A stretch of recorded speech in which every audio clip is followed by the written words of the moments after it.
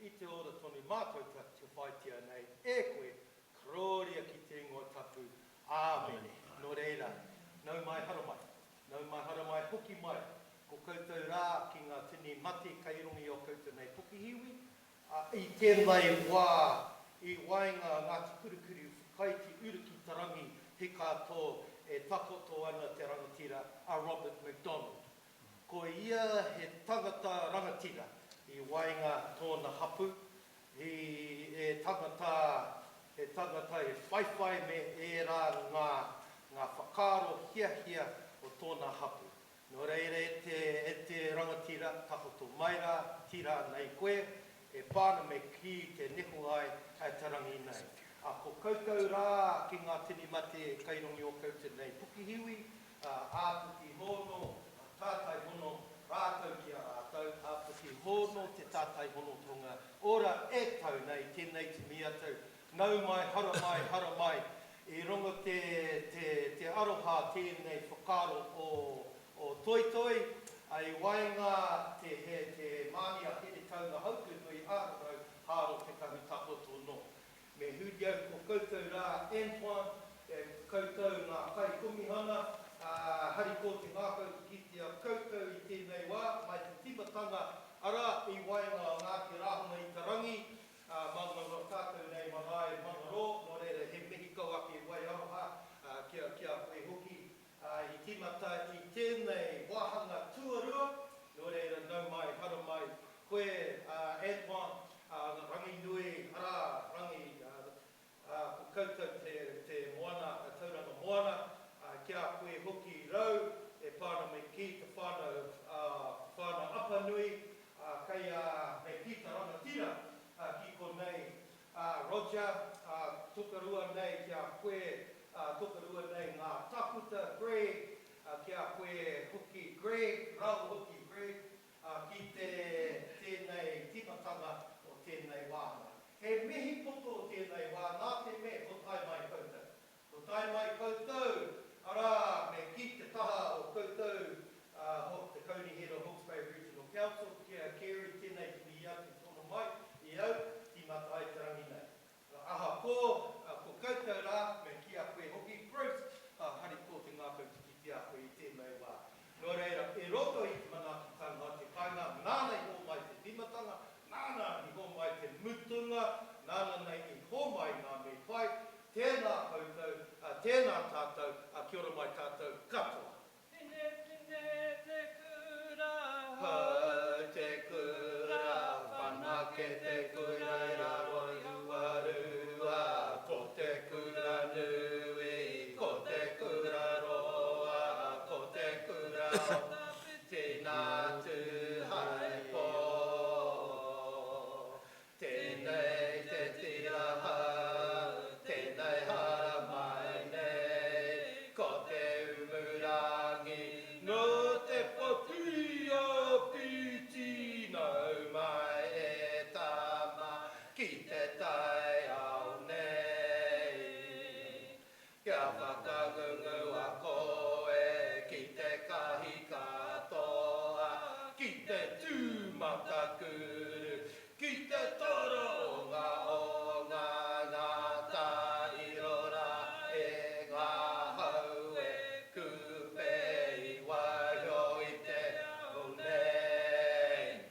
Ki ake kake I te toihua rewa, te ara o tā whaki, I piki ai ki runga, I roho I tā tura mai kukuma, kaka hapai, maui, te wahai pa mai, taku wahi ne puro, tū taku tāne puro, tū korua ko te taue.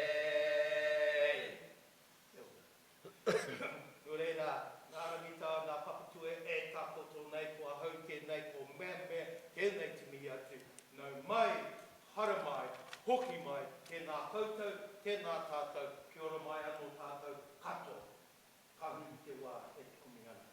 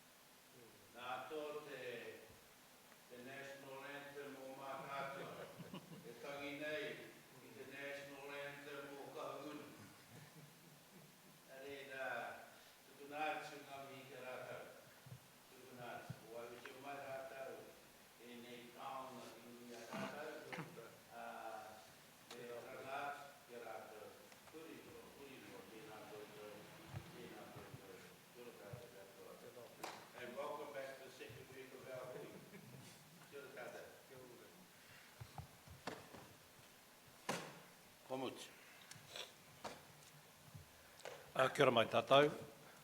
Tuatahi māku I mia nā kia koe ta rangatira I te matai tātou hui e runga ngā kupua o te atua. O tira mahi whakatau ki a mātou I runga te kaupapa mo tēnei waki no reira kei te mihi. Kei te mihi. Firstly, I'd like to acknowledge Marae for coming along on his Tuesday morning and offering us his time to start us off in the right way, first with prayers to bless us all and all those things that we will be discussing this week, and also to acknowledge and welcome all of us who may have travelled from far away and also from nearby. I'd also like to acknowledge Ro for his response, and also acknowledging the recent passing of Kaumātua last week, and their funeral is today, as I understand. So commiserations to the whānau who are bereaving at this time. Welcome everybody. It's from one extreme to another. We were 2 weeks ago we were at Mangaro Marae, and it was winter. The hearing panel had blankies and cushions and heaters, and we were wonderfully hosted by the whānau at Mangaro Marae. We had a wonderful 3 days. We heard the emotion, the power and the strength and the conviction of the submissions at the marae. And here we are in town in Hastings in this palatial hearing venue. I'm not sure if you can see me at the back, but we've certainly got a lot of space here today, so we probably need to speak up. And we're all going to be wearing glasses so we can see everybody because you're so far away. But again, welcome to everybody. Just to remind you that we're considering proposed Plan Change 9, the Hawke's Bay Regional Council, Regional Resource Management Plan, and in particular land and water resources in the Tūtaikuri, Ahuriri, Ngaruroro and Karamu catchments, colloquially known as tank. I myself and the commissioners probably won't use the word tank that often. We'll refer to the rivers in their own names and proposed Plan Change 9.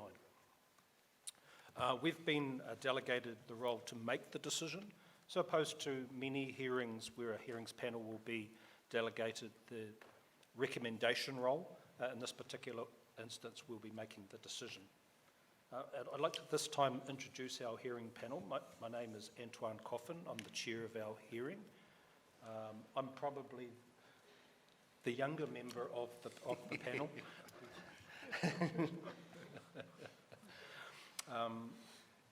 I've been involved in Māori resource management for about 25 years, and I consider myself to be an anthropologist who fell into planning. This is about my 50-something hearing. Again, I'm probably one of the lesser experienced of our panel, but really excited about this opportunity to be your chair for these weeks. So I'll pass down to Ro, if you'd like to introduce yourself. Kia ora, I'm Roru Kirikiri. I answer to Ro, or anything else you dare want to call me. I'm from the Bay of Plenty area, from a place called Te Kaha. I've been a Resource Consent Commissioner for too long. I'd like to think that I was even younger than Anton, but I'm not.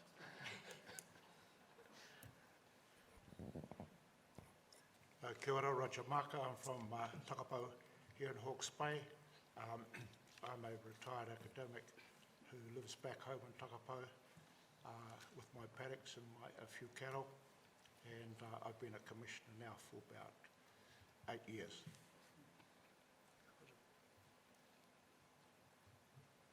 My name is Brennan Cowley. I'm from Christchurch. I've been involved in resource management for years. My background is usually science, specifically stream ecology. I've been involved in well over 100 years, and I've lost count. And I'm going to deny I'm the oldest member of the panel. Kia ora, my name's Greg Ryder. I'm from Dunedin. I think I might be the second youngest. May not look it. So I'm also a freshwater ecologist and water quality scientist. Got my own business in Dunedin. And I've been doing resource commissioning work as well for probably 20 years or so. Kia ora. Thank you, everyone. Just in terms of those who might be unfamiliar with the hearing process, so in week 1 we heard from the council briefly at the start of the hearing, and then during the course of the bulk of the hearings we're hearing from submitters who wish to be heard, including their experts and witnesses. We will also hear from the Hawke's Bay Regional Council in week 3. That will be in response to the evidence that they heard and any changes they wish to make to their recommendations. We'll adjourn the hearing to review whether we have sufficient information to make a decision. If we don't, then we'll be seeking further information and potentially holding further hearing time. And just in terms of site visits, we've those scheduled for the 25th of June, which is in a couple of weeks. We'll have a day where we'll be conducting those site visits.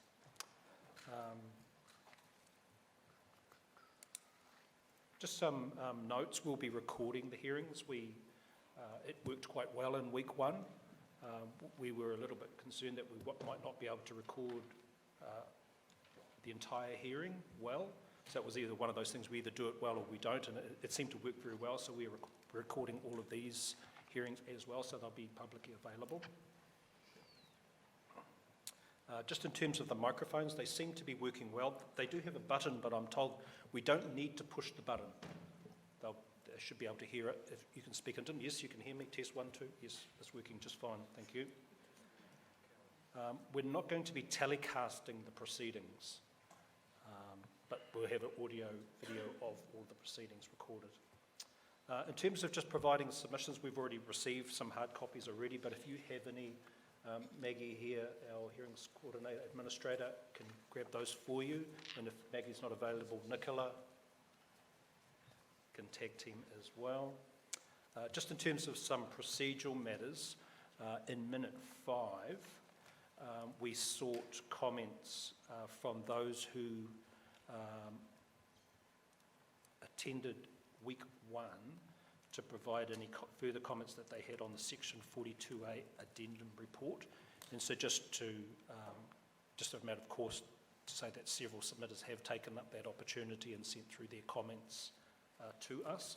And that was specifically in regard to the timing of the hearings. Those who were in week 1 only had a matter of just a few days to respond to the section 42A addendum report, and for those who may not have read it, it's biblical in its size.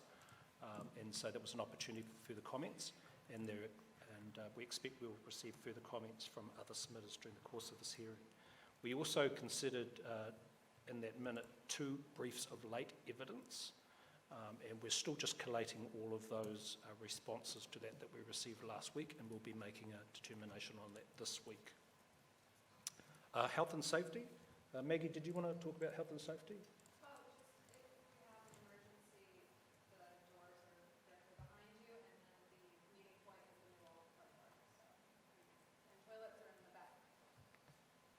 Right.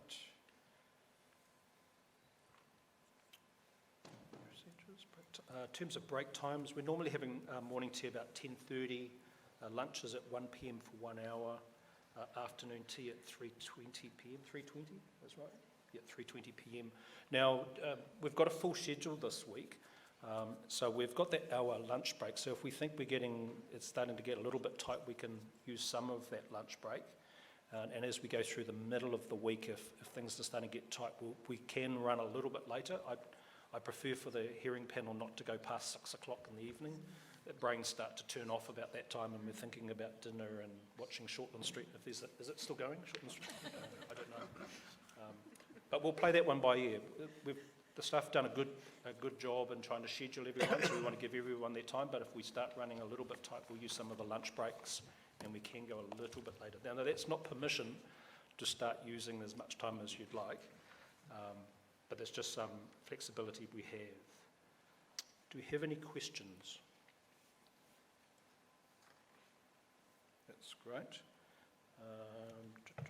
I'll just quickly go through our schedule for today. So first we have Federated Farmers, Ria. To see you. We've got Federated Farmers in a couple of minutes. We've got Jim Galloway. Thank you, Jim. John and Penny Reynolds. Penny, thank you. And then we'll be taking a break, and then after the morning tea break we've got Low Corp. That must be still on their way, that's okay. And lunch, and then we've got Hawke's Bay Drinking Water Governance, Olreg Limited, and that's Richard Riddell and Alistair and Joe Lawrence, 2 submissions there. And Turamoy Farm, in the afternoon, J&S White Contracting in the afternoon, and then our last submitter this afternoon about 4:20, 4:30, Big Hill Station. So that's our schedule for today. Any questions regarding the schedule? That's great. So we might make a start, unless we have any other questions. Yeah. We do have a few questions for the council, just in regards to some of the supplementary evidence, and I think we might deal with that later in the day, possibly just before lunch or tomorrow. So we're just having a talk about whether we do those individually, we do them collectively, but we've got some questions in regards to that, so we'll come back to you. Okay. Federated Farmers.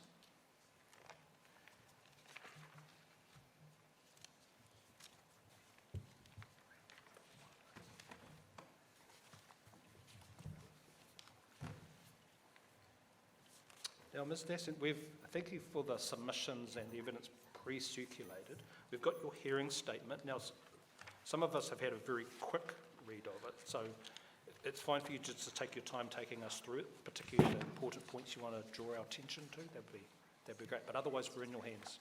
Thank you very much. I'm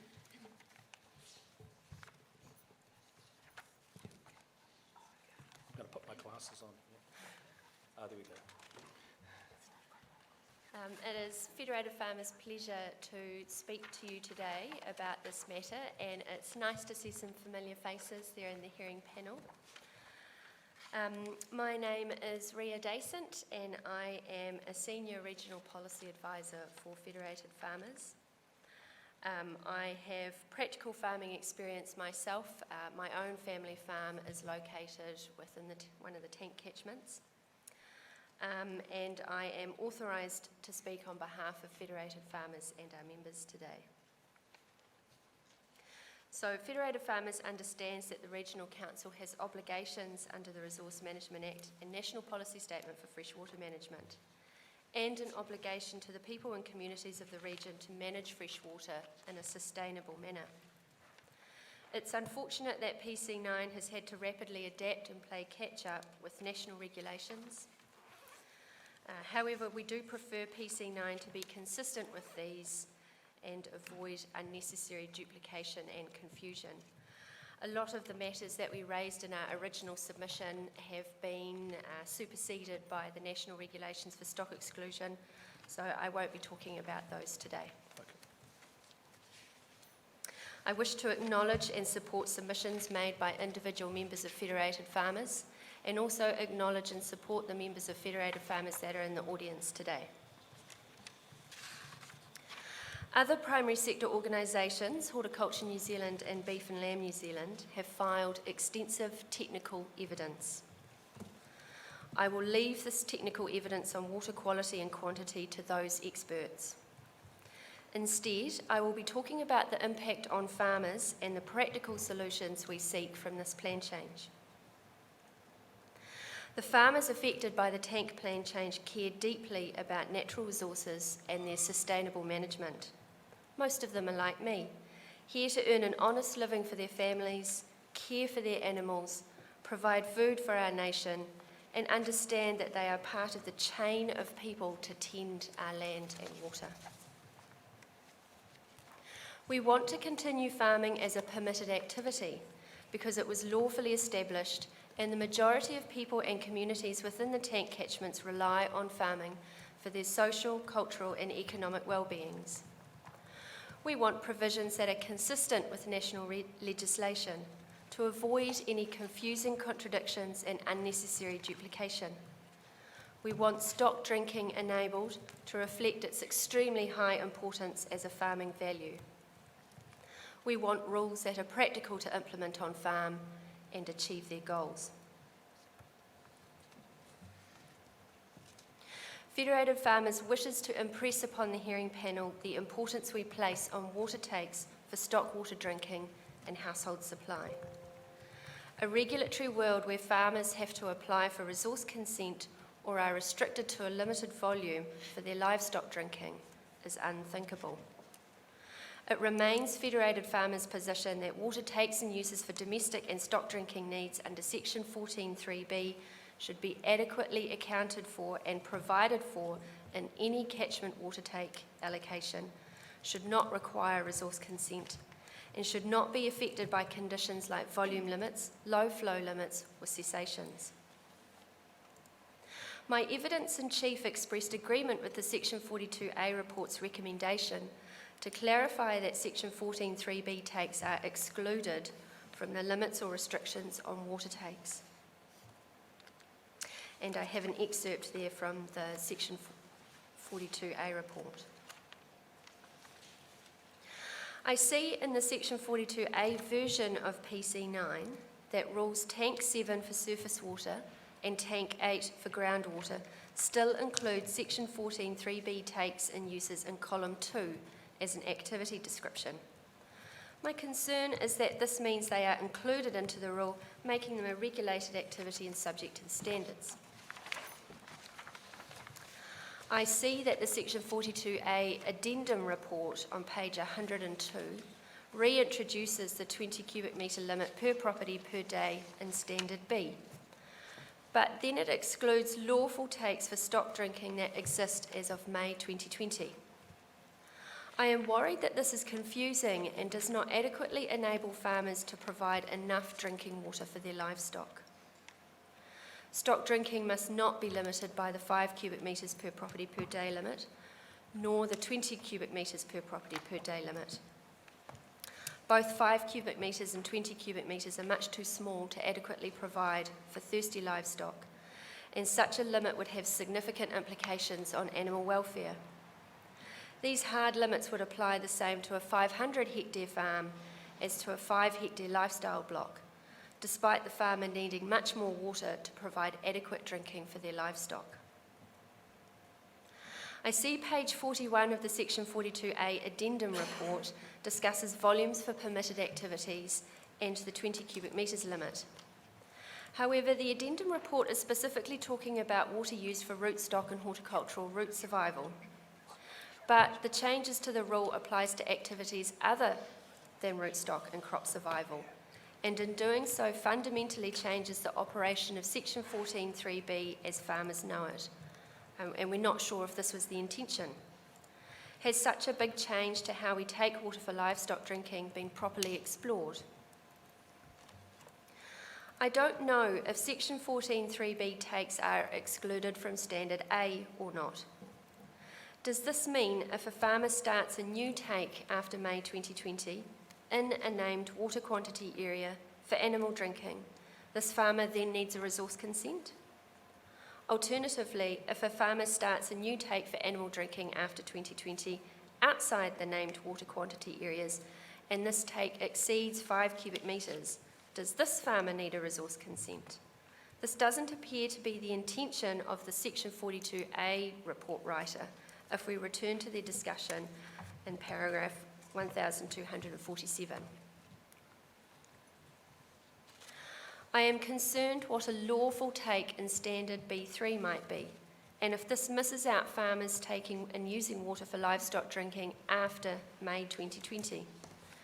If it meets the requirements of the RMA, then it should be lawful, no matter when it was established.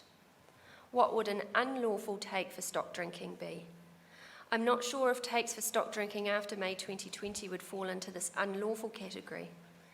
If farmers need water after 2020 for stock drinking, will they be limited to only 5 cubic metres per property per day or require resource consent?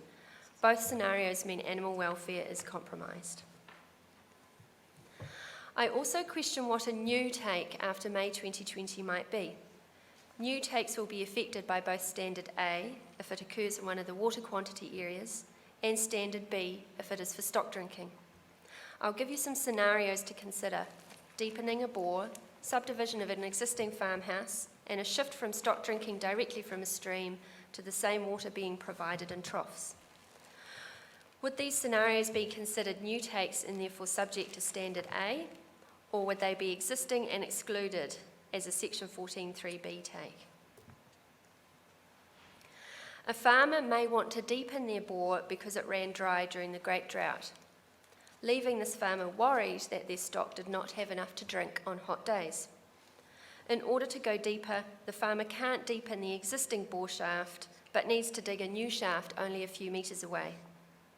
This is because the bore shaft not only needs to be deeper but also wider in order to fit the longer pipe. The farmer wants to use the existing infrastructure he has there for the deeper bore, being the electricity supply, the pump shed, tanks and pipes. The shallow bore shaft would be retired. I do not consider this a new take, but an adaptation of the same take. A farmer has 2 houses on their property and may want to subdivide one off for a family member who is retiring. The house remains on the existing water supply as it was previously and still only for domestic use, but now it's on its own lot. I do not consider this a new take, but a continuation of an existing take. A farmer is fencing off their creeks and streams and now has to provide reticulated water for their livestock to drink. The water is taken from the same stream that the stock drank from directly and in a similar quantity, but it is now collected in an in-stream well and then pumped to a header tank and fed out to troughs. This is an adaptation of an existing take, being a consequence of stock exclusion regulations or the farmer's own desire to improve their environment. More importantly, these activities are provided as of right under Section 14.3b of the RMA, so long as they are reasonable and the take is not likely to have an adverse effect on the environment. If the intention is to require a new take for animal drinking and domestic use to obtain a resource consent if it is established after May 2020, that would be a significant departure from the long-established status quo. In my view, this would require very clear evidence that these specific takes are creating an adverse environmental effect.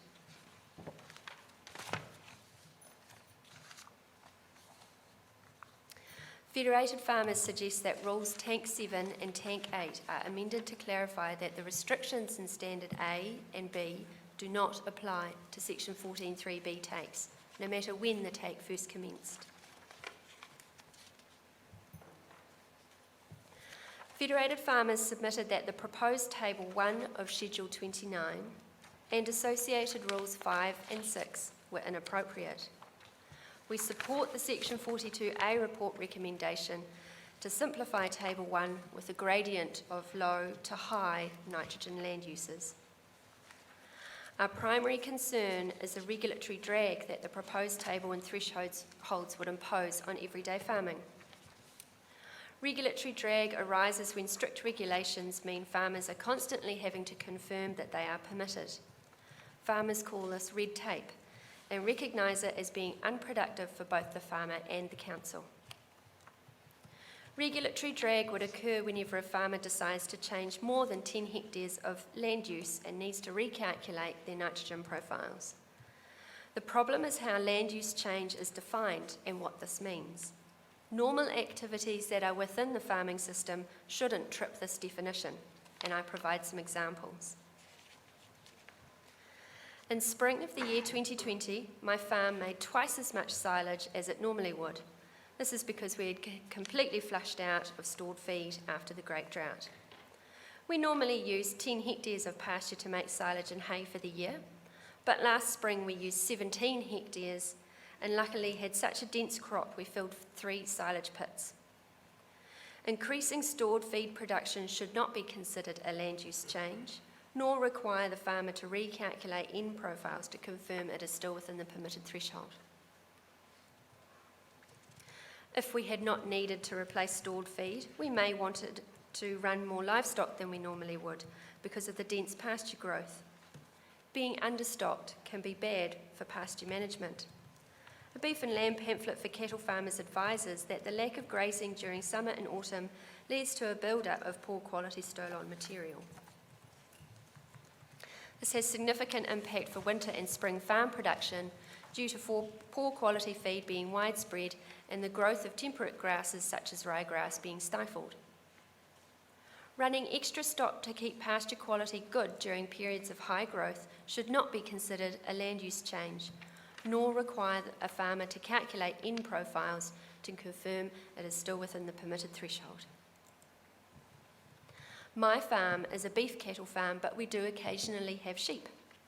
A mob of sheep is useful to graze the areas of our farm that are unsuitable for cattle, such as around the paddocks around the woolshed. Some farmers want to introduce a different class of livestock to clean up pasture or manage parasitic worms in pasture. An example would be to buy a mob of cattle to clean up hill country sheep pasture that is becoming weedy. If a pasture is becoming highly infected with cattle parasitic worms, a good graze with sheep instead would act as a circuit breaker. Sheep and beef are both dry stock and should not be considered a land use change, nor require a farmer to recalculate their N profile. And my final example, a farmer wants to re-sow some of their paddocks as regenerative agriculture pasture with a new seed mix.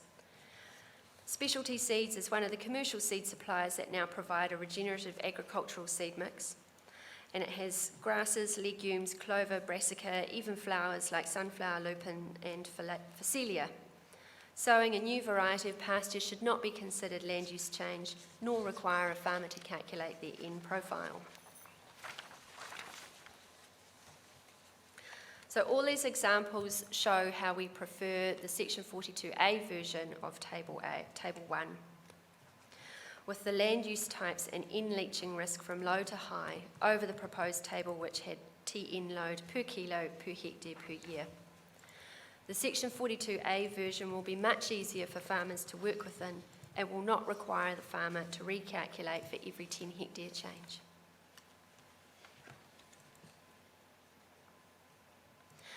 Federated Farmers wants farmers to have a choice on how they will meet the Farm Environment Plan requirements of Schedule 30. They could join a catchment collective, use their industry plan, or have their own individual plan. Federated Farmers supports Beef and Lamb and Horticulture New Zealand's expert evidence on their own FEP programs and how Plan Change 9 can incorporate them. Farmers will want their industry FEP to be accepted as their Plan Change 9 FEP. Many farmers will be relying on their respective levy bodies to assist with their farm environment planning. Beef and Lamb have a farm planning module, as does Horticulture New Zealand, Deer Industry New Zealand and Dairy New Zealand. All of these services help farmers to be environmentally sustainable, profitable and meet regulatory requirements and their own individual goals. The people as well as the farm environment are integral to these plans. Federated Farmers supports the evidence of Damien Farrelly for Horticulture New Zealand, discussing the ways industry programs like GAP can be recognised and provided for. Support is also given for the evidence of Tom Orchiston for Beef and Lamb on how the Beef and Lamb farm plans and catchment groups can be recognised and provided for in Plan Change 9. A challenge that arose from PC6 for Tukituki was the lack of professional capacity to develop the 1,000 plus individual farm plans needed in the time limit that was available. Allowing farmers to use their industry FEP or a catchment collective as alternatives will mean that the farmers who do want an individual plan can source the qualified professional help. We also faced a major challenge in Plan Change 6 for Tukituki, where the overseer versions were superseded over the life of the plan. Overseer version 5.4 was used to calculate N limits in 2013 when the plan change was notified, but the Council expected farmers to use the updated Overseer FM version for farm benchmarking in 2020. This led to the problem of comparing apples to oranges using the different versions of Overseer. Another aspect of farm environmental planning that farmers are concerned about is their privacy. Private information about their farms, which are also their homes, finances, business operations, and their personal aspirations can be included in these plans. Privacy of this personal information has been a roadblock for farmers in the Tukituki catchment under the Plan Change 6.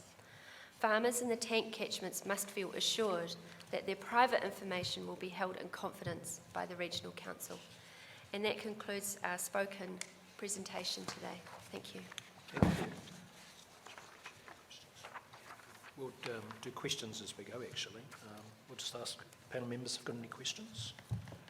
Yeah, if you can go back to your paragraph 30, the last sentence there, you're saying sheep and beef are both dry stock, should not be considered a land use change, nor require a farmer to recalculate their N profile. Why is that? Just because they're dry stock, why would you not think they should not have to calculate their N profile? I don't mean not calculate their N profile full stop, because they will have to do that in their farm environment plan. I just mean if they experience 10 hectares of change. So in a particular year, if they needed to purchase some sheep or perhaps wanted to purchase cattle and they reached that 10 hectare threshold, they shouldn't have to recalculate their N profile for that year under the original proposed Table 1. Okay. It is my understanding in the Section 42A version of Table 1 that sheep and beef are considered similar in leaching risk.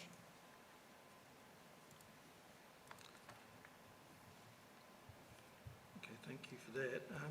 And just under the Section 14.3b, the Yes. RMA, and that allowing the reasonable needs of a person's animals for drinking water, it does have the caveat, Yes. doesn't it, that is not likely to have an adverse effect on the environment. So what do you take that to mean? I think what is reasonable for a 500 hectare farm would be different to what's reasonable for a 5 hectare lifestyle block. I'm more interested in that adverse effect on the environment.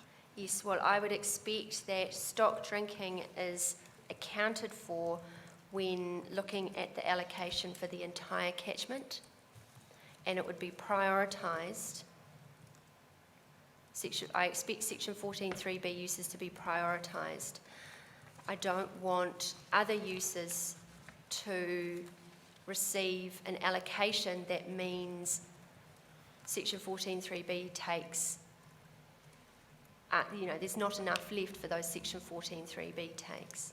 So when I say that there's no adverse environmental effect, I would expect that as a whole catchment, that Section 14.3b takes are provided for, and that other extra takes on top would be the ones that would have to reduce or cease during periods of low flow, so that Section 14.3b takes can continue. So the plan provisions have already accounted for those potential adverse effects. Is that what you're saying? The way the plan is couched in terms of policies and rules? I'm just thinking in terms of saying, right, Section 14.3b, go for it, permitted, provided there are no adverse effects. But I'm just struggling to see how an individual farmer, for example, might determine whether or not they're taking for domestic or stock water is having an adverse effect or not. Well, the council would already do that under the current regime. So currently, Section 14.3b takes are allowed under the RMA provision, and the council would have already been monitoring and enforcing that for the last however many years we've had this provision. And I would expect that that situation would be able to continue. And we wouldn't see any examples where a stream flows onto a farmer's property and then they suck every drop out of it for their livestock, and then the stream is, non-existent past their boundaries. The council would already be monitoring and enforcing Section 14.3b, and I can't see why that shouldn't continue as is and be accounted for in the total catchment allocation. So you're saying it's the council's responsibility to ensure there are not adverse effects as a result of 14.3b takes? Well, it's everybody's responsibility, resource users as well as the regulatory body. But I expect the council has been monitoring and enforcing that they would know where the adverse effects would be and would have dealt with them before now. So if we have this much water in a catchment, I would expect the first tranche would be allocated to Section 14.3b uses, and then what's on top can then be allocated out to other uses. So if the amount of water is reducing, it's not the section 14.3b takes that have to reduce, because that, our farmers will want to provide enough drinking water for their livestock, no matter what the environmental conditions or the climatic conditions are. It would be unacceptable for Federated Farmers and our farmers if they were limited to only a certain amount of water and that's not enough for their livestock. That would be unacceptable to us. Okay, thank you. As an example, I calculated my own farm water needs per day. And we currently have 283 head of cattle. And our daily water requirement for those cattle is 9,120 litres. That's using a formula. Tom Orchison talks about it in his evidence. And that equates to 9.12 cubic metres per day. And we are currently understocked by about 26%, less than we normally would have, because we are still recovering from the drought. So if we had the full number of stock that we would normally expect this time of year, we would need 11.12 cubic metres per day. And we are a very average-sized farm. There would be other farms out there that are much bigger and would need more water for their stock drinking. Farmers don't want to have to ration the water for their livestock. Thank you.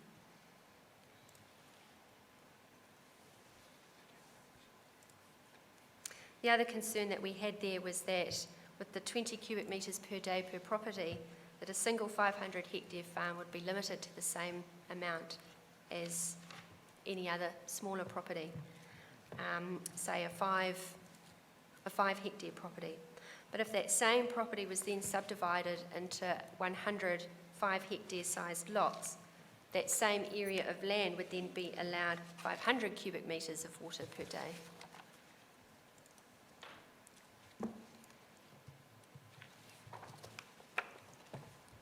Can I just follow up a couple of questions that my colleagues asked? And the first one is that you spoke about the council should be monitoring this. To your knowledge, does the council have a register of existing permitted activities for stock water supply? I think the council would be better placed to answer that for you, Commissioner. I don't know. So you don't know if they have one or not? No. So these takes, these permitted takes, or these existing lawful takes, if you like, are, to your knowledge, not on any register with the council? I couldn't say. I would assume that they would assume that every property has its own water supply. But then that's not necessarily the case either. I know a lot of farmers who share water supply or need more than one. If you have a 500 hectare farm, it would be difficult to just have a single water take to service your entire farm. You might need more than one at different ends of the farm. I would expect the council would have calculated the need for section 14.3b takes when they were looking at the total amount of water that's allocable in the catchments.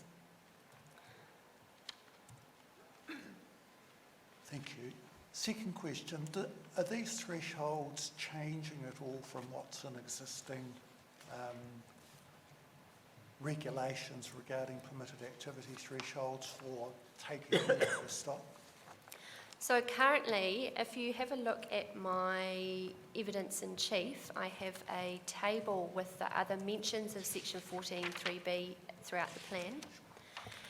And mostly they say that section 14.3b takes are not restricted by a particular rule. And it's always been our understanding that we can take the water we need so long as it meets those RMA requirements of being reasonable and not having the adverse environmental effect. So if somebody's taking 30 cubic metres a day, and it was, if it was the moment, reasonable, that would be permitted. it would be. The council has the status allowed, so it's allowed by the RMA. It's not a permitted activity with a regulation. It is allowed under the RMA, and they had been up until now content that the RMA regulation was sufficient. So that would be quite a change. So for our farmers that do need to take, say, 25 cubic metres a day or 30 cubic metres a day, because they have a very large farm and a lot of livestock, they would then be captured by this rule of 20 cubic metres per day. But again, I'm not sure if that's actually what the addendum report intended. So follow-up question, if that number was a bit higher, would that overcome some of the concerns? You mentioned 25 or 30 versus 20. We would prefer it to be unlimited. It is our desire that stock drinking farmers are unlimited by a hard limit, a volume per day. It just needs to meet the reasonable test and the adverse environmental effect test. If it were to be limited, though, a higher number would be preferable in your view? Yes, but we would still vastly prefer the allowed unlimited status. Because if you get a bigger farm with 1,000 head of stock, even at 30 litres a day, there's 30 cubes, 70 litres a day for a dairy farm, that's 70 cubic metres a day. So that number is all dependent on the number and type of stock you have. So a number is actually a little bit silly in that situation. Yeah, So I back up what Jim says, because remember, if it's a per property limit, then I go back to my 500 hectare farm, single 500 hectare farm, versus that same property being subdivided into 105 hectare lots. So if every property gets 30 cubic metres per day, if there's 500 or 100 lots, that's a lot of water compared to what the single farm can take. So I think the reasonable test, it is reasonable for a large farm to take more water for their livestock drinking than it is for a small block. Thank you. I was hoping my colleagues would cover off the questions I had, and they partly have, but it's in the same light. Just stepping back a little bit, Section 14.3b sits in the context that those activities which are listed there are not prohibited. So it doesn't say they're allowed, it doesn't say they're permitted, it says they're not prohibited. So that there can be exceptions as long as they meet those tests. Would you agree? Well, I guess there are always exceptions, but it is always Federated Farmers' understanding that you are allowed to take as much water as you need for your livestock, so long as it is reasonable and doesn't have the adverse environmental effect. This is a very important aspect for our members. Yeah, I hear that, but in terms of the wording of the RMA in that regard, that sits in the context that those activities that are listed at 14.3b are not prohibited. So if you take that as a reading that the council cannot write a rule that says gives a prohibited status to stock water drinking, they can't. But then we understand that as it's being allowed. We are allowed to take. The RMA allows us to take this water. If there's a regional rule that provides for that, yes. Not necessarily. So the Regional Council here has often exempted Section 14.3b takes from a permitted standard. If you return to the table that I had in my evidence in chief, that has those examples. Just in terms of, in our first week of hearings, we had a number of submissions that related specifically to the National Policy Statement for Freshwater Management 2020, in particular the hierarchy that's been provided in Te Manawatū, those three priorities. I just wondered if you had any comments in regards to stock drinking water in that context for the three priorities. The hierarchy, sorry. I'm sorry I'm unable to answer that question myself, but we will have someone in Federated Farmers who does have an opinion for you on that. Thank you. That would be great. I don't think we have any more questions. We've got one more question. I was just questioning your, sorry, I need to find it. Can I come to your paragraph 30, please, Mr. Sol? So As I read, and I might be reading it wrongly, Table 1 of Schedule 29, a land use activity or type, it has sheep and beef, deer, goats, all in the same category. So I think the example you talk about there, I would not read that as being land use change. Correct, that's my understanding as well. These examples show that the Section 42A version is preferable to us than the proposed version, because this example would be permitted. And it's still permitted by the amended table, as I would read it. Yes, so that's why this example demonstrates why we prefer the amended table, the Section 42A version, over the proposed version. Oh, okay, sorry. I'm concerned. Sorry. Yeah, Okay, so yeah. all these examples, all these examples, we were worried the proposed version would require the farmer to recalculate, but the Section 42A version means that the farmer can just do it.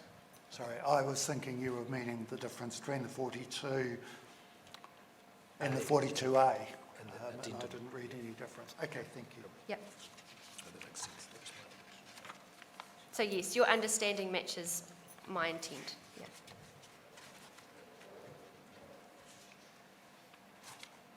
I don't think we have any more questions for you, Bea, so we'll hear your next person, next expert. Thank you. Thank you. To the middle.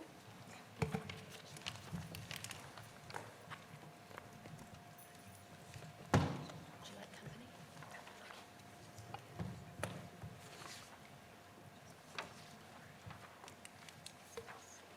Okay. Happy for you to introduce yourself. I'm Jim Galloway. Along with my wife Lynette, we farm 54 hectares just 5k from Bridgepa, Medium Hill. You've got some details in the original submission, a little bit more background on us and our farming experience. I have an agricultural science degree and Lynette a Bachelor of Science in microbiology, both from Massey. I spent 9 years as a fertiliser consultant and then embarked on a 19-year dairy farming career. 6 years ago, we shifted to our present 54-hectare flat to medium hill beef and sheep farm. Lynette and I won 2 awards in the Balanced Farm Environment Awards and are committed to running farming enterprises that are sustainable for people, animals and the environment while being profitable. Catchment collectives. I'm involved in setting up the Karamu River Catchment Collective. My experience of that is that it's a massive undertaking to bring all the landowners together. Volunteer time is stretched already without adding further requirements to them, to the people. Getting a group of running requires facilitators and admin support. I know both are in short supply, adding to the time it will take to roll out the dozens required in the tank area. To achieve positive environmental outcomes, a catchment collective, once formed, will first need to quantify the issue and document what is already being done. For example, there is only one Hawke's Bay Regional Council water quality measuring site covering over 20,000 hectares of the Paratua, Awanui and Pokawa catchments that meet near Pakipaki. More testing and observations within the catchments are needed to work out what mitigations are required before a catchment plan can be fully developed. The draft implementation plan asks for this to be done 3 years after the plan is notified. I'm asking that it be extended to 5 years. Asking for 5 years is not saying nothing is already being or more will not be done on farm to improve water quality. For example, last year we put in a 0.7 hectare wetland which included over 1,500 plants on our farm. And this is happening on a lot of farms all over the show, this type of work. All I'm saying is that legislation has to be realistic and achievable. Stock exclusion. Stock crossing a stream twice, once over and once back a month, is allowed in the National Stock Exclusion Rules 2020. The tank does not seem to allow this. On a previous farm, we had a 1.5 hectare paddock over a 10 metre wide river, which to bridge it would cost over $70,000. We couldn't crop or cut the paddock for silage due to the contour and soil type. There were also power lines across it, so it couldn't plant in forestry. We had no neighbours to sell it, as it had road boundary around it. Many farms have an area isolated over a stream that may not be practical to be bridged. Clearly, the ability to cross a stream is sensible in some situations and should be allowed for in PC9. Farm environment plans. For a farm environment plan to be used and achieve results, the landowner should be the main person writing it. If they get a professional to do it as a box-ticking compliance exercise, there will be minimal positive results. The ability for a landowner to use an industry body template, such as the beef and lamb one, which you'll hear about more from what I understand.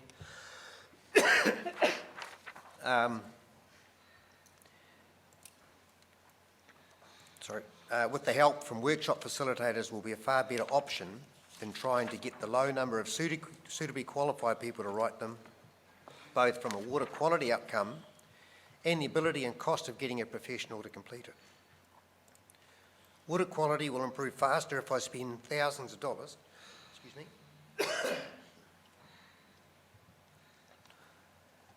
on farm improvements than getting a report written. Industry bodies such as Beef and Lamb, GAP and Dairy NZ and others produce comprehensive farm environment plan templates. Hawke's Bay Regional Council does not need to reinvent the wheel by making something new. Also, small farms, which I'm one, the professional cost, especially with the overseer annual subscription now at $360 per year per farm, would be very onerous. And that 360 was only 245 2 years ago. So there's been some, that it all adds up, and on a small farm, 20 to 50 hectare type one where we're on, it makes a big difference. Domestic and stock water. Stock and domestic water are essential. Stock can drink large amounts of water, up to 70 litres per day. That's for a dairy cow. 5 cubic metres would only provide water for 71 animals and be totally inadequate for most farms. Even the 20 cubic metre limit would only service 285 cows, well below the average dairy farm, which I think is close to 400 cows, and a lot of them are over 1,000. Also inadequate for a huge number of farms in the tank area. Stock water should not be subject to any restriction in volume. If a farmer wants to take water for stock, it is unlikely to be a new requirement, but a change in where it is drawn from due to maybe fencing a stream or having to put a new bore down. No new water is required, just a shift on where it is being taken from. I think I've said similar to what Ria, and you will hear a lot of the same things from a lot of farmers, because stock water especially is something that's really concerning for farmers. Thank you for the opportunity to present. Thank you, Mr. Galloway. Do we have any questions? What's your current access to stock drinking water? We share a bore. There are 8 small blocks that share one bore. It used to be one farm. It's one of those subdivision ones. And the take from that bore, I'm not quite sure, but we'd have to add it up, all the stock in our 8 farms. So you have troughs on your farm? Troughs, yep. Yeah, we're all troughed on our farm. There is no natural water. There isn't a waterway as such. There are some dams and areas that we've got fenced off, but there's all trough water. Okay, thank you.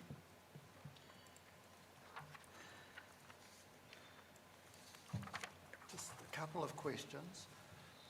First of all, you say in relation to stock exclusion, you say that tank does not allow this. My reading of it is that tank is silent on it, which means that there's no restriction on it. Because it's a land use, I don't think just because the fact tank is silent on it doesn't mean it's not allowed. So as I would read it, the stock exclusion regulations would apply rather than tank itself. Right. All I saw was that there was no access of water to stock, so from stock, so that would mean you weren't allowed to cross it either. So it may be interpretation as well. A second question, I note that if you're over the 20 cubic metre a day threshold, it defaults to a discretionary activity. So as the plan is written at the moment, it's a full discretionary activity.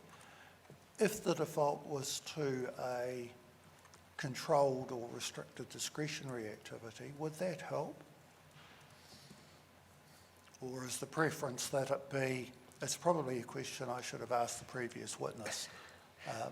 Yeah, some of those technical details I don't know, exactly what the meanings are as far as, what's discretionary or restricted and the like. So, as mentioned, it can be a big number on a farm. What daily takes are required, even if you had 1,000 hectare bull beef or beef cows, it's still way over those sort of numbers. So, yeah, it is something that's just vital to farmers. And final question, having said I had two. Federated Farmers in Hawke's Bay, is it largely representing sheep, beef, arable farmers, some dairy farmers? Would that be a fair assumption? The majority would be sheep and beef.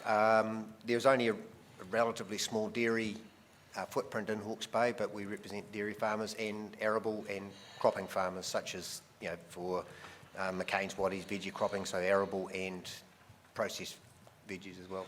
So it is representing some vegetable growers who might otherwise be part of Horticulture New Zealand or represented by some of those other organisations? Yes. Many farms are multi-businesses, sure. So you're going to have beef on there. Even a dairy farm might have dairy, beef, as well as might have some areas where they're cropping or doing a horticultural activity on the farm. So it's not, and that is actually going to get increase over years, I see, as people can diversify a section of their farm into different activities. And how many members have you got in Hawke's Bay, approximately? Yeah, it's over 400. Thank you. Yeah. Okay, thank you very much. Mr. Galloway, I just had a question for you. Catchment collectives, yep. And a number of the submitters, including your original submission, talk about how difficult it is. But I'm just interested in knowing some of the logistics you've gone about putting a collective together, what some of the key steps you've gone through. Right, first one is obviously got to have some sort of community meeting to try and get people there. If you get half, you're probably doing very well, because there's people have got other things on different days trying to get people together. Then what we've had to do is go through form a committee, then things like incorporated societies, bank accounts, all of those sort of things all come into it. So there's quite an administrative burden there, as well as just trying to get people to do things.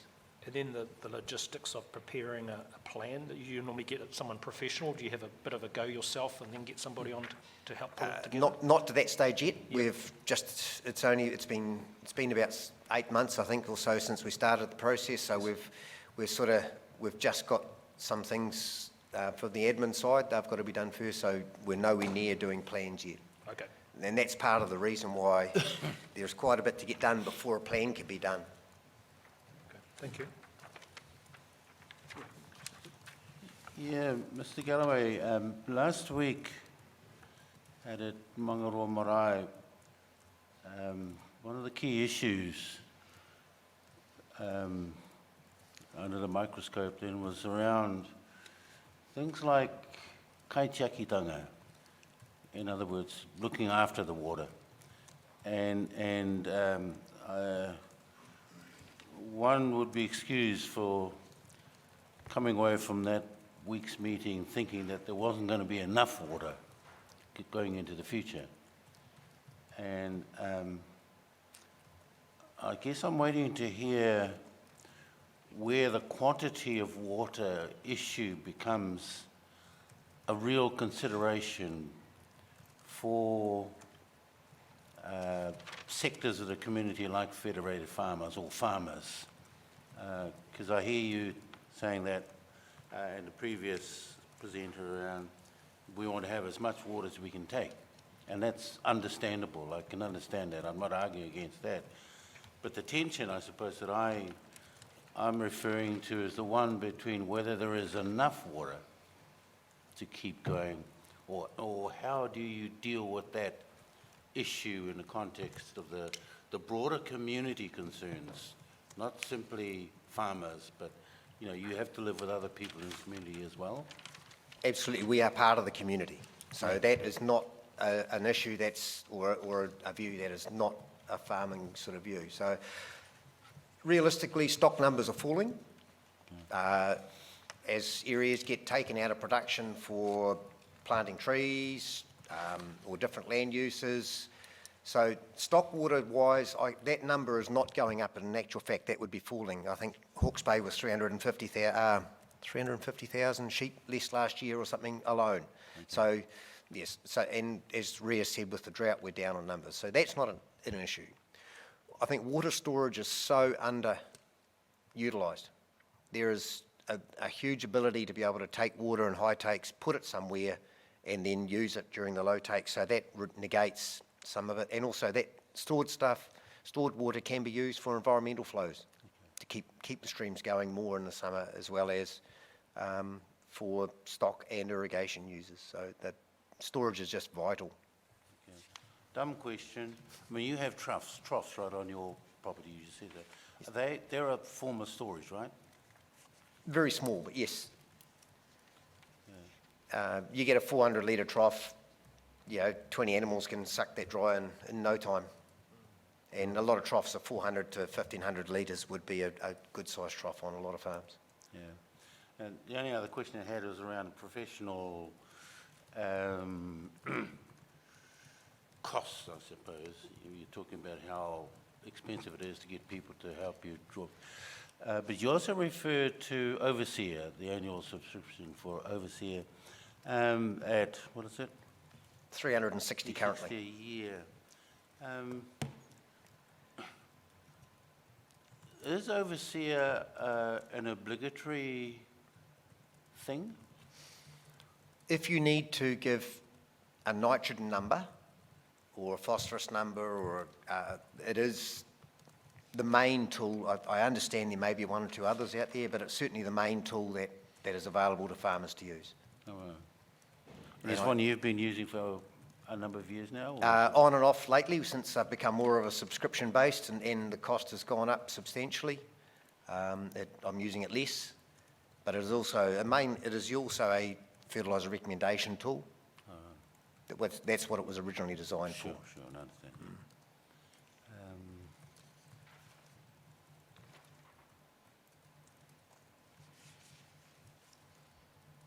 Yeah, good. Thanks very much.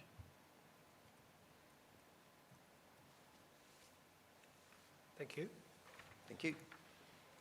There we have Mr. and Mrs. Reynolds. Welcome. Penny, is it? Yes. Heard you could join us. Now, we've read your submission, so this is an opportunity for you to highlight those main points that you wanted to make to us, and we may have some questions for you as well. Thank you. Thank you. Good morning. I am Penny Reynolds. I'd like to apologise for the absence of my husband John, who's unable to be here today. I feel there are many people way better able than me to discuss the technical aspects of this very complex report, such as Federated Farmers, the irrigation, the Narora Irrigation Society, Hort New Zealand, and so forth. And so today I'm going to talk from a more historic and local experience perspective. Our family has farmed washpool stations since the early 1900s. Washpool's about 16 kilometres west of Hastings. And as I wrote in my submission, the Paratua stream runs for about 5 kilometres through Washpool from our west to east boundary. This particular waterway, as you'll be aware, features strongly in the proposed Plan Change 9 of Tank, and has been granted its own allocation of water. Now, I'd just like to talk briefly about that. As a child in the 1960s, I spent a lot of time in the Paratua. One summer, my father took me to a neighbouring farm downstream of Washpool to show me how the water in the Paratua literally disappeared into the gravels. From that point on to Bridge Pa, the Paratua stream bed was dry. This was a very memorable experience as a child, wondering where did the water go, as the Paratua flowed freely all year round through Washpool. Further back in the 1950s, our family leased a block of land at Bridge Pa for grazing sheep and cattle. We leased this land for 30 years up until the 1980s. The only stock water was the Kariwawira stream. In dry summers, as the Kariwawira stream was dry, we returned all the stock back to Washpool. So the Paratua and Kariwawira streams have a long history of drying up in dry summers. Way before there was any horticulture, orcharding, viticulture, or irrigation west of Hastings.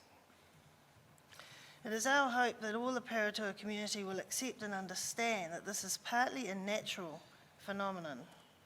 It is documented in the Hawke's Regional Council's 2007 hydrology report on the Paratua and Kariwawira streams. The challenge of maintaining flow to Bridge Pa is not just about allocating water. This autumn, my neighbour Mike Glazebrook has progressively released the entire contents of his storage dam into the Paratua at varying flows in an attempt to replenish the stream at Bridge Pa. It's a very dry year, and absolutely all of this water disappeared into the gravels a few kilometres upstream of Bridge Pa. Interestingly, Mike was advised that a neighbour noticed a rise in the water level of a wetland 3 kilometres away.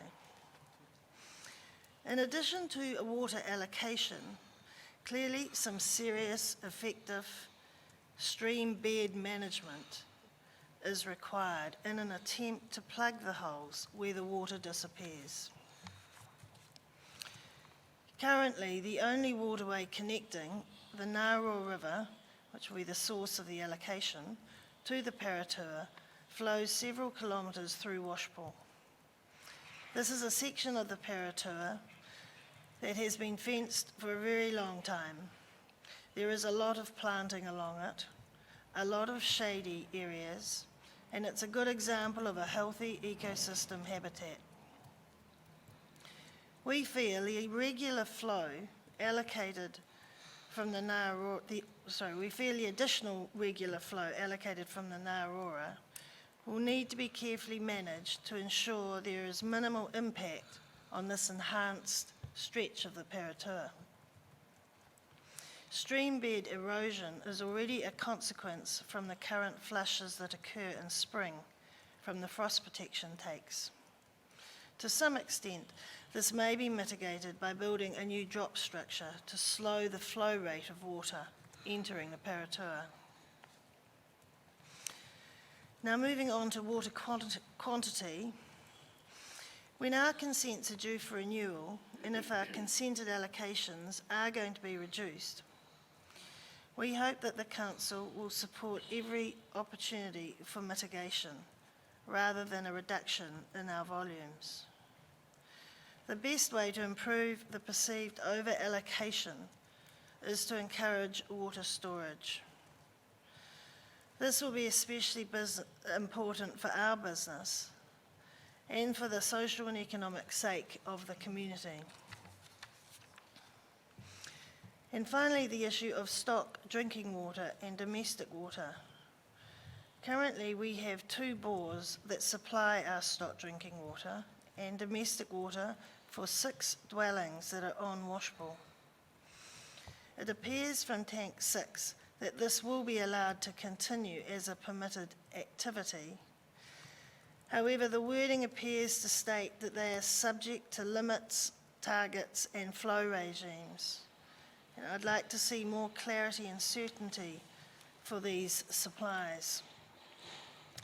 That's all from me. Thank you for hearing me this morning. Thank you. See if there's any questions.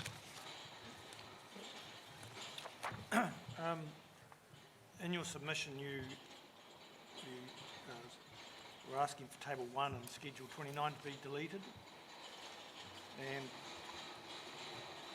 I'm not sure whether you have looked at the 42A addendum, which... Sorry, I just can't hear you. With Yeah, no, we might ask the question noise. again.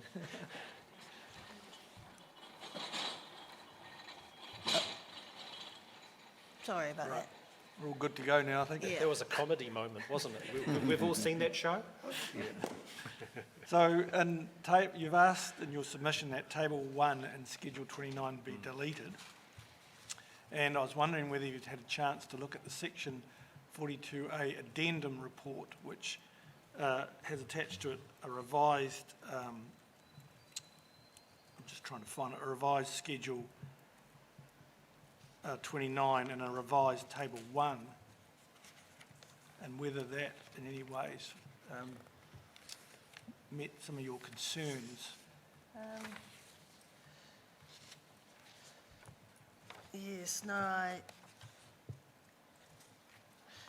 I've printed off so many aspects, to be frank, of this report, and that is not one that I've printed off, so I'm not able to comment on that. That's okay, all right. Well, I have to say that, you know, I'm actually not uneducated, but I have found it a big challenge understanding the extent of the detail in this report, and I don't think I'm alone in any way in saying that.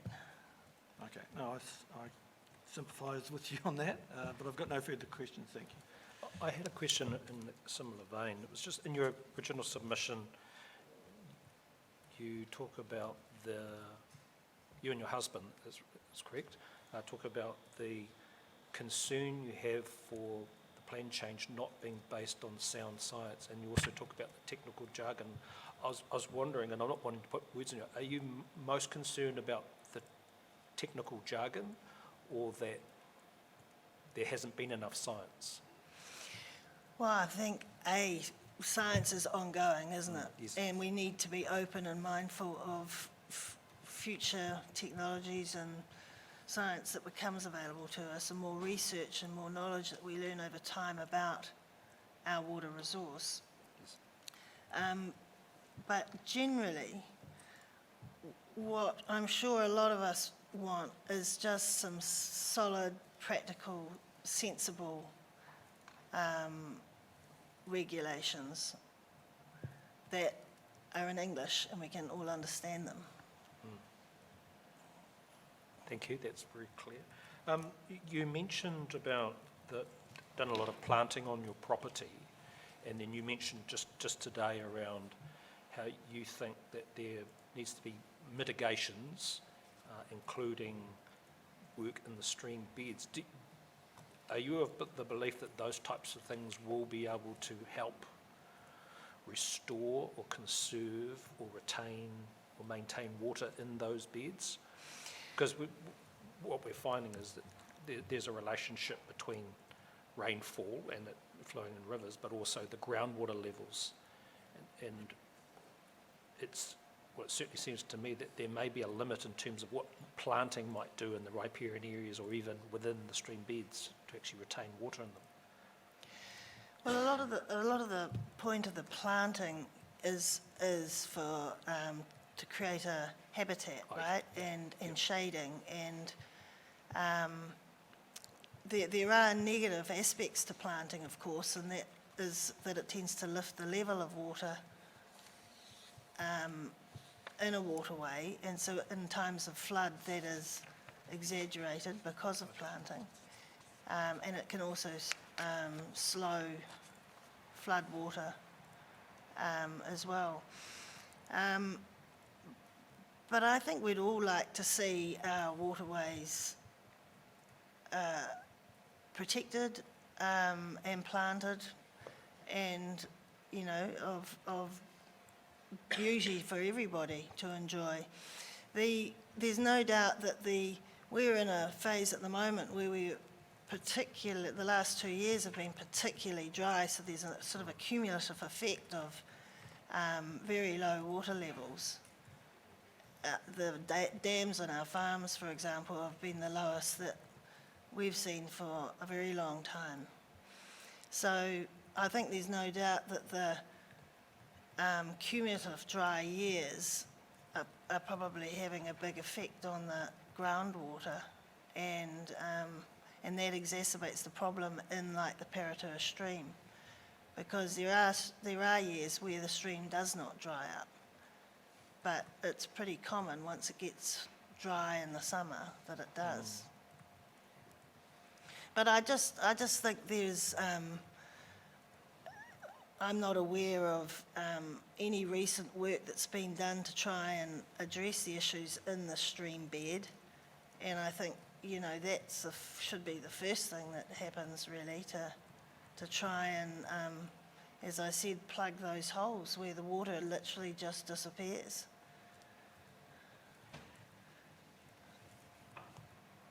Thank you, Ms. Reynolds. Do you have any questions? I don't. Thank you very much.